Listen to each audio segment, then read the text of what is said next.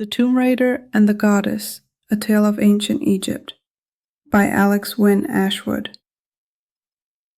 The sun rose slowly over Bubastis, painting the mud brick walls with a warm amber light. The morning breeze carried the scent of damp earth and crushed lotus, mingling with the faint trace of temple incense. In a quiet courtyard, Nebet knelt among baskets of linen scrolls. She worked with practiced hands, careful, precise, as if the order of the world depended on the way each scroll was placed. The air was still. Only the rustle of palm fronds above her broke the silence. From the shadow of a column, a black cat emerged. Its steps were silent, its eyes two shards of gold catching the first light. It brushed lightly against her ankle, neither tame nor wild, but present, as though it had chosen her. Nebet didn't know its name, and yet she had grown used to its visits, always at dawn, always watching her. This morning, as the temple bells sounded far away, she felt the soft chill of something unspoken in the air. A sign, though she couldn't say from whom. That morning, the cat didn't vanish into the alleys as it usually did. Instead, it paused at the edge of the courtyard, tail raised high like a banner. It turned its head and fixed her with that steady, unnerving gaze. For a moment, Nebet hesitated. Her tasks waited. The temple scribes expected the scrolls. But the cat blinked, slowly, as though to say, "Come." Her hands fell away from the linen, and before she quite realized it, she was following. Bubastis was stirring awake. Merchants lifted their shutters. The smell of bread drifted through the air.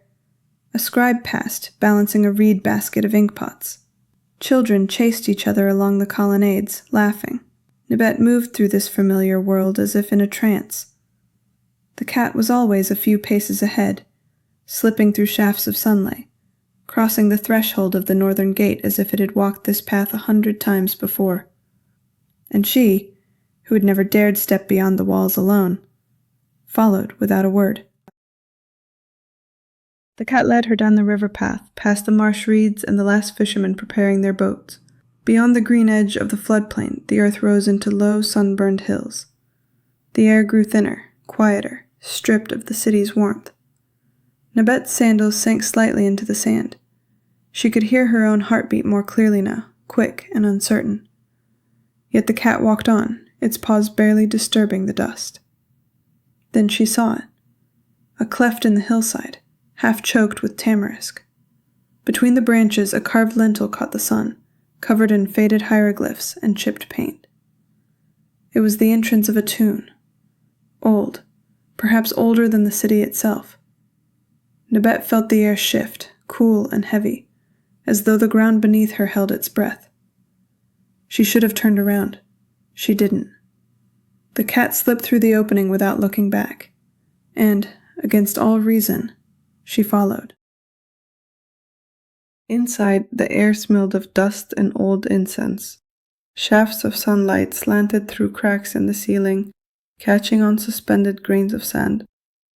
Wall paintings gleamed faintly, figures in white linen offering wine to Bastet, musicians frozen in the middle of their song, sacred cats curled beneath the goddess's throne. Nebet moved softly, as if she were stepping into someone's dream. Her fingertips brushed the cracked plaster. It felt warm, as if it remembered touch. Then a sound broke the silence. The scrape of a sandal against stone. Low voices muttering. A torch flared somewhere deeper in the darkness, throwing crooked shadows against the painted walls. Nebet froze, heart pounding. These were not priests preparing offerings, not workers repairing the crypt. The voices carried the hard edge of men who moved in secret. She took a slow breath, trying not to be heard. She crouched low, her fingers pressed against the cool stone. There was only one man in the chamber now. A single intruder, but he was unlike any she had ever seen. He wore strange, foreign clothes, a broad hat shaped like nothing she knew, and on his face, 2 shards of translucent glass tied together, glinting faintly in the torchlight. No, not torchlight. The thing in his hand was a small lamp that smoked not at all, shining like a piece of captured sun. Nabet held her breath.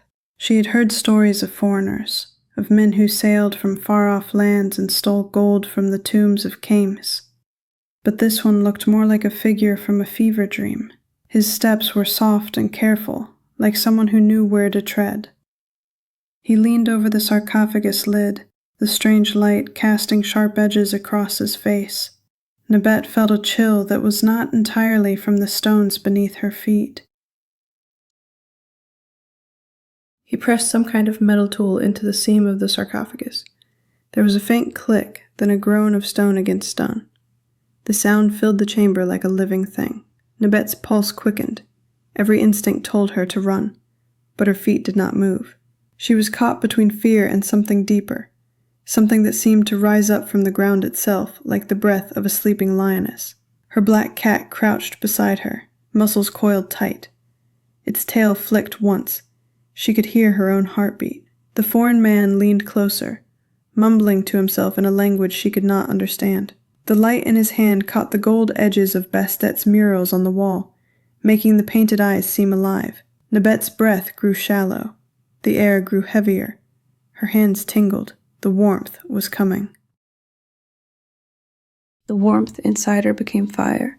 It rose up through her chest, into her throat, until there was no room left for thought. She stepped out of the shadows. Her bare feet made no sound on the stone.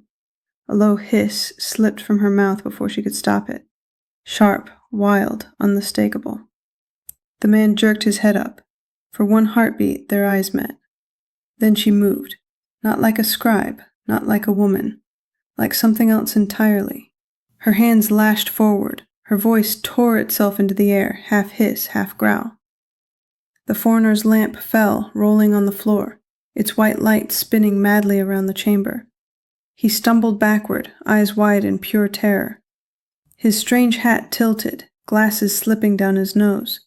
He shouted something in his alien tongue and fled into the corridor, his light bouncing wildly against the walls. Nabet stood in the silence he left behind, chest heaving, hands trembling. The echo of the lioness still lingered in the air. Silence settled back over the tomb, deeper than before. The raiders were gone, leaving behind the tools they had carried in haste. The bronze statue of Bastet lay on its side, gleaming faintly in the fading torchlight. Nabet knelt and picked it up, brushing the dust from its surface. Her hands were still shaking. The warmth inside her was fading, leaving behind a strange lightness, as if something had touched her soul, and then slipped away without asking permission. She looked down at her hands, half expecting to see some mark upon them. There was nothing, only the steady rhythm of her heartbeat. The cat circled the sarcophagus once, then brushed lightly against her leg. Its fur was warm, its weight real. Nabet felt the world slide back into place, but not quite as it had been.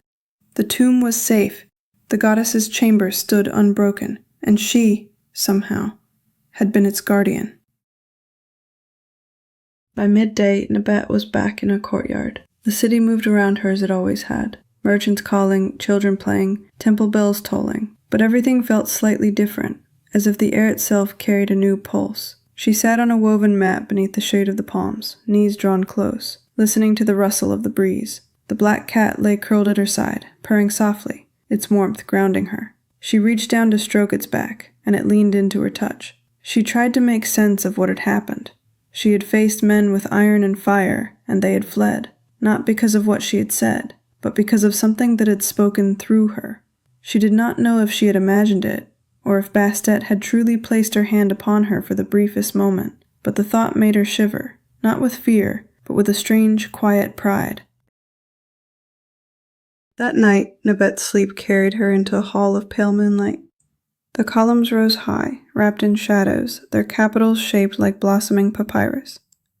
The floor was cool beneath her bare feet. Somewhere beyond the light, soft music echoed, the distant ringing of sistrums, the heartbeat of a goddess.